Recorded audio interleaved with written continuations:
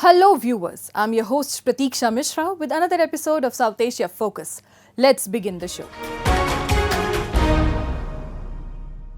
The India-US relationship built on mutual respect and cooperation is entering a pivotal phase as both nations navigate tariff challenges. With the impending implementation of US reciprocal tariffs, India is proactively considering significant tariff reductions on US imports to foster a bilateral trade agreement by fall this year.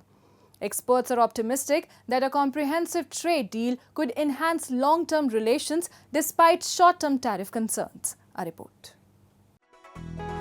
Over the years, India and the US have forged a strong economic partnership. As the global trade landscape evolves, the Indian government is proactively addressing the potential impact of US President Donald Trump's global reciprocal tariffs. An internal analysis by India suggests that the recent US tariffs could affect 87% of its exports to the US, amounting to approximately $66 billion. In response, reports indicate that India is considering reducing tariffs on more than half of US imports, valued at approximately $23 billion. On trade, we had a very open discussion, and the result of that discussion was that the Prime Minister and the President agreed that we would conclude you rightly said, not a free trade agreement, but a bilateral trade agreement by fall this year. And that is what is currently under discussion. Despite ongoing negotiations on tariff issues, India has reaffirmed that both nations remain committed to finalizing the trade agreement within the agreed timeline. The two governments are actively working to build a framework for the BTA, which would aim to expand trade, enhance market access, reduce tariff and non-tariff barriers, and deepen supply chain integration. In this endeavor, as I told you, our Commerce and Industry Minister had visited the United States from 3rd to 7th of March, where he met with US Commerce Secretary as also US Trade Representative. Government of India remains engaged with the US administration. India-US trade includes key Indian exports such as pharmaceuticals, textiles and IT services, while the US exports aircraft, machinery, oil and agricultural products to India. Experts remain optimistic that despite short-term tariff challenges, a well-negotiated trade deal could significantly strengthen long-term bilateral relations. We are expecting a trade deal. We are going to have a trade deal with the US, and although there will be a tariff issues, which I believe if we get a trade deal, a good trade deal, then these tariff issues may be a short-term thing, whereas the trade deal may help the India-US relation in the long term, and it will help both the countries. Specifically, India will get much benefit if we get a trade deal. India remains committed to deepening its economic ties with the US while strategically navigating potential trade challenges. A recent S&P Global Ratings report suggests that Trump's reciprocal tariffs will have a limited impact on India due to its robust economy and relatively low reliance on US trade, with exports making up just over 10% of its GDP. Despite a $45.6 billion US trade deficit with India, WTO data shows that the average US trade-weighted tariff is 2.2% compared to India's 12%. During Prime Minister Narendra Modi's US visit in February, both nations agreed to initiate trade discussions to resolve tariff disputes. As India and the US engage in trade negotiations, experts emphasize the importance of reassessing trade policies in an evolving global economy. And when we adjust our trade issues with the US, we also have to adjust with other countries. And not only India, other countries will also make certain adjustments. So it's a time for India and rest of the world to rethink on the trade issues. And India is doing a lot of work in this direction. By remaining adaptable and committed to open dialogue, both India and the United States can forge a resilient trade partnership that benefits their economies and sets a positive example for global trade relations. The situation in Bangladesh has reached a critical juncture with escalating human rights violations and increasing violence against minorities. Amid political turmoil, a recent event at the UN Human Rights Council highlighted the urgent need for international intervention and accountability. Human rights activists and advocates call for independent investigations into past and present abuses, emphasizing the historical context of discrimination and violence that has plagued the country for decades. A report.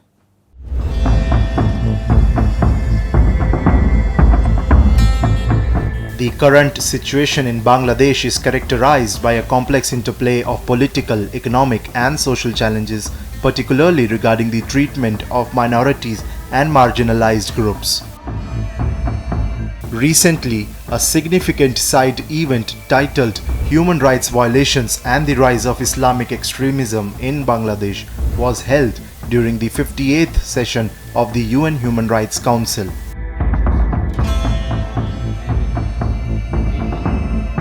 This event underscored the alarming state of human rights in Bangladesh under the 7th-month rule of Nobel Peace Laureate Dr. Yunus. International journalist and human rights activist drew troubling parallels between the current conditions in Bangladesh and the oppressive environments seen in Iran and Afghanistan following regime changes. They emphasized that millions of lives, especially those of minorities, are at grave risk due to a complete breakdown of law and order and the widespread impunity for human rights abuses. The discussions highlighted concerns about increasing violence against minority communities, suppression of dissent, and the erosion of civil liberties, painting a dire picture of the human rights landscape in the country. In over a decade that I've been investigating human rights abuses and politics and upheaval in over 40 countries around the world, what I'm seeing in Bangladesh is absolutely terrifying, and having visited the country is even more scary because what's happening in the country isn't being reflected within the international media. It feels like the world is looking away, but this is exactly the time that we should be paying attention, because from where I'm standing, Bangladesh isn't far behind following Afghanistan, Iraq, Iran, and many other countries that have gone through big revolutions. Minorities in Bangladesh are under attack, and this is a crucial time for the world to be paying attention.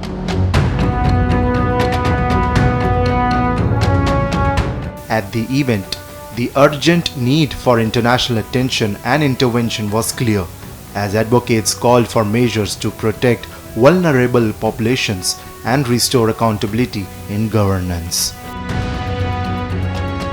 Well, we have all heard enough what's going on in Bangladesh. We have also heard the denials and dismissals from the current government. We have also heard about the UN report. So, taking it all together, I have only 3 calls today. First of all, I would want an independent investigation, impartial investigation into whatever happened in Bangladesh, both past and present.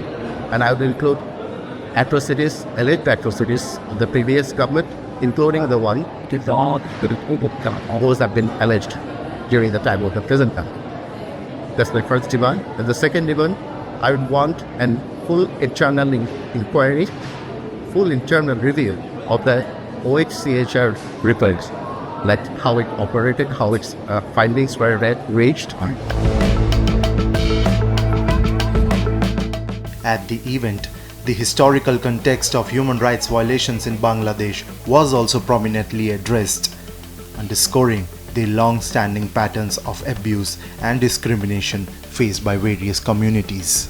Speakers highlighted that the roots of the current crisis can be traced back to significant events in the country's history, including the brutalities of the Liberation War in 1971.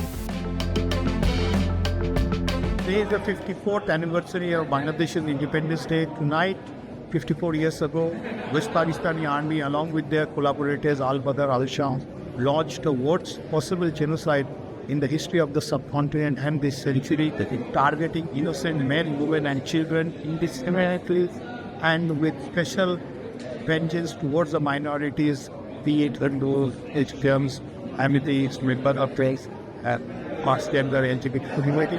So we have to make sure that Bangladesh cannot fail. We cannot afford to have another genocide which can happen at any point of time in Bangladesh, because after 5th of August, the country is on the boil and it is becoming increasingly difficult and dangerous for all liberal-minded people who believe in the mindset of liberation, who believe in 1971 War of Liberation. As the world watches, the stakes remain high. The lives and dignity of millions in Bangladesh hang in the balance. It is a crucial moment for Bangladesh, demanding immediate attention and decisive action from the global community to safeguard its future and uphold the principles of human rights for all.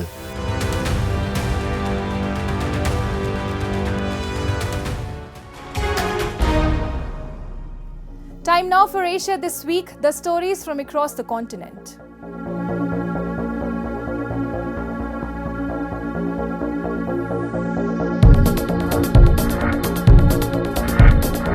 Afghan female athletes who are living outside their homeland have made a global plea for unity and support for gender equality in sports, highlighting their struggle under the current regime. Despite the oppressive circumstances, Afghan female athletes refuse to relinquish their fight.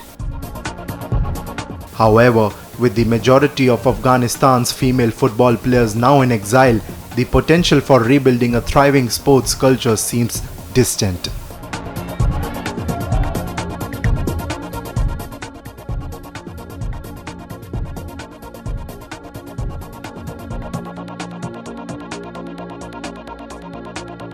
To preserve authentic flavors, traditional Japanese restaurants with support from the Ministry of Agriculture open their kitchens to foreign trainees.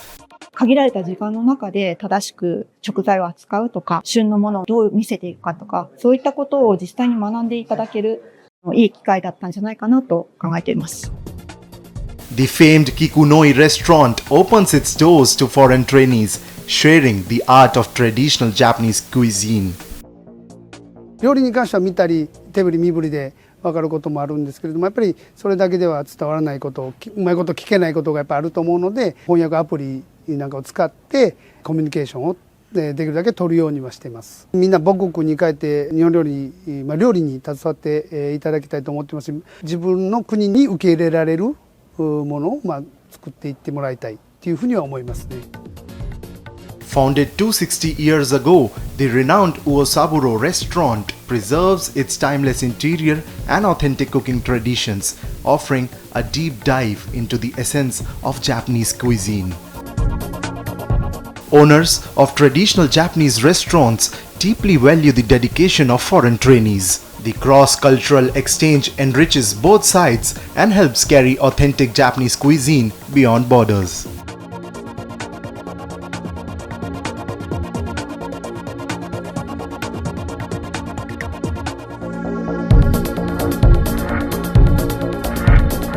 North Korean leader Kim Jong-un supervised the test of suicide drones with artificial intelligence technology and said, "Unmanned control and AI capability must be the top priorities in modern arms development."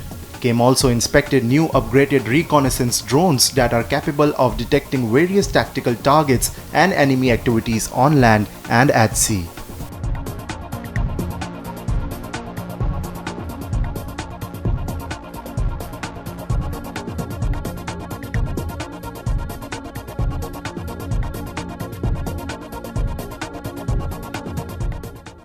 Moving on.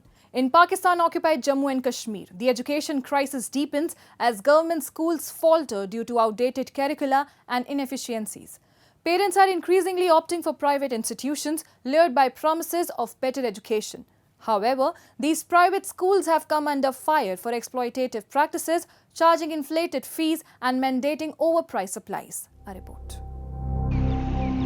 In Pakistan-occupied Jammu and Kashmir, the education sector is grappling with significant challenges. government institutions in the region are burdened by outdated curricula and widespread inefficiencies, prompting an increasing number of parents to turn to private institutions in search of better educational opportunities for their children. सरकारी तालीमी इदारों की निस्बत लोग private तालीमी इदारों को तरजीह देते हैं। उसकी बुनियादी वजह यह है कि एक तो रियासत जम्मू कश्मीर या पाकिस्तान के अंदर यकसान निसाब तालीम का ना होना है। प्राइवेट तालीमी इदारों के अंदर ऑक्सफोर्ड समेत दीगर जो है वो किताबें भी पढ़ाई जाती हैं, जबकि सरकारी तालीमी इदारों के अंदर एक ही निसाब जो है पढ़ाया जाता है, जिससे लोग जो है और सरकारी इदारों के अंदर चूँकि सिफारिश कल्चर है, उस सिफारिश कल्चर ने सरकारी इदारों को तबाह करके रखा हुआ है। While private institutions are favored for their better education, they have also come under growing scrutiny for their business practices. Most of these schools are prioritizing profit over the well-being of students, with reports of inflated fees, mandatory purchases of overpriced textbooks and stationery, and a lack of transparency in their operations. Private तालीमी इदारा जो है वो mafia बन चुका है। Mafia वो इस तरह बन चुका है कि मोस्टली प्राइवेट तालीमी इदारे जो हैं उन्होंने अपनी कापियाँ अपना निसाब स्कूल के अंदर रख के जो 100 रुपये की कापी है वो 200 रुपये में बेचते हैं और बच्चे को और वालिदैन को फोर्स करते हैं कि जाके वो कापी आपने स्कूल के अंदर से लेनी है, यूनिफॉर्म भी स्कूल के अंदर से लेनी है, हर चीज़ स्टेशनरी तक स्कूलों के अंदर रखी हुई है और वो माफिया बन के दोनों हाथों से जो है वो वालिदैन को लूट रहा है। As the education system in POJK continues to struggle, parents are caught between the decline of government schools and the exploitative practices of private institutions, leaving many questioning the future of their children's education.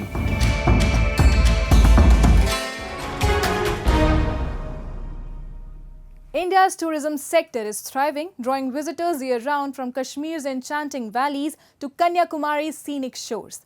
While Kashmir remains a top attraction, Jammu's hidden gems, Bhadarwa, Patni Top, Natha Top and Sanasar are emerging as breathtaking destinations. Beyond fueling millions of livelihoods, tourism weaves together the cultural and natural essence of every region, making it a cornerstone of India's vibrant identity.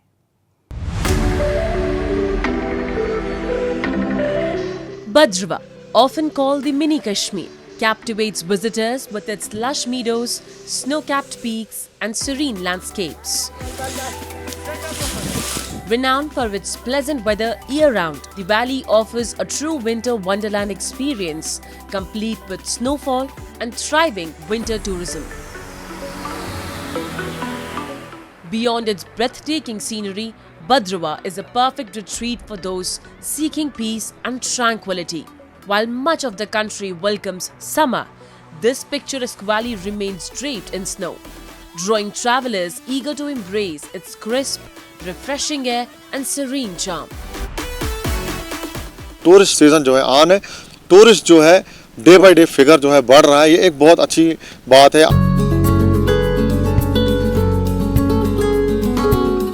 With rising tourism in Bhadarwa, hotels and homestays have grown significantly. Homestays offer a warm, home-like experience with clean rooms, local cuisine and fresh organic meals. Their welcoming atmosphere and scenic views attract many travelers over costly luxury hotels, making homestays a preferred choice. हम यहाँ ठहरे हैं home stay पे। यहाँ के rooms बहुत ही अच्छे हैं और खाना भी बहुत ही अच्छा है। आप जब चाहो यहाँ पर आ सकते हो। यहाँ की अवेलेबिलिटी बहुत ही अच्छी है, स्टाफ भी बहुत ही अच्छा है और आपको फूड भी बहुत ही हाइजीन मिलेगा। लोग जो है बड़े बड़े अच्छे लोग जो है वो होम स्टे को ज़्यादा पसंद कर रहे हैं और मुझे बहुत अच्छा रिस्पांस मिल रहा है। तो मकसद जो है कि हम अपने गेस्ट को जो है लोकल कुजीन खिलाएं, लोकल जो ये यहाँ ट्रेडिशन है उसका शोकेस करें।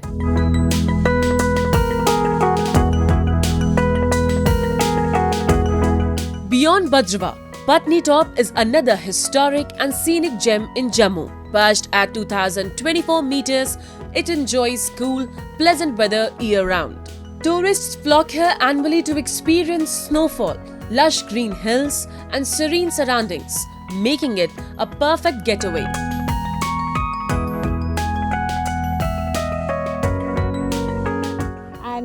here with my friends, and I'm here on Natha Talk, and I would really suggest everyone to please come over here. The guides are so helpful over here. The view is fantastic, and I would urge everyone to at least once come here if you travel to Jammu Kashmir. हम लोग दिल्ली से जम्मू घूमने आए थे और यहाँ पर बहुत मज़ा आ रहा है. हम फ्रेंड्स के साथ सब आए हैं और यहाँ पे बहुत सारी बर्फ़ गिरी हुई है और व्यू भी बहुत सुंदर है, बहुत सुंदर लग रहा है. आप यहाँ लोग ज़रूर आइए. Surrounded by deodar forests, Sanasar is a picturesque getaway with blue skies, a tranquil lake and snow-capped peaks. While it receives little snowfall, its cool weather makes it a perfect year-round destination. The man-made lake offers horse riding, boating and shooting. हम यहाँ सनासर में घूमने आए हुए हैं. यहाँ का वातावरण बहुत अच्छा है. एकदम पानी है, बर्फ़ है, नेचुरल पहाड़ है, नेचुरल पत्ते हैं, ये वो सब कुछ हमारा बहुत अच्छा है. यहाँ किश्तियाँ हैं, यहाँ पे कुछ मतलब बहुत कुछ है यहाँ देखने के लिए. हम फैमिली के साथ आए हुए हैं. इस मौसम में यहाँ पे बहुत अच्छी बर्फ़ पड़ी हुई है और आप सब घूमने के लिए आइए. यहाँ पे देखिए, यहाँ पे कितना अच्छा वेदर है. यहाँ पे इतने अच्छे माउंटेन्स है, पहाड़ है और इतना अच्छा इन्वायरमेंट है यहाँ पे. आप सब, हम तो यहाँ पे 3 दिन से आए हुए हैं. हमारा तो घर जाने का मन ही नहीं करता. Jammu's tourism potential extends far beyond Patni Top and Bhadrava, with hidden gems like Ranjit Sagar Dam, Bani, Basoli and Arispura waiting to be explored. With improved infrastructure, these offbeat destinations can shine, and the upcoming railway to Kashmir is set to unlock new opportunities, giving the region's tourism a remarkable boost. From mountains to shores, Jammu's beauty invites you to explore. And with that, we come to the end of this week's episode. See you next week. Till then, goodbye and take care.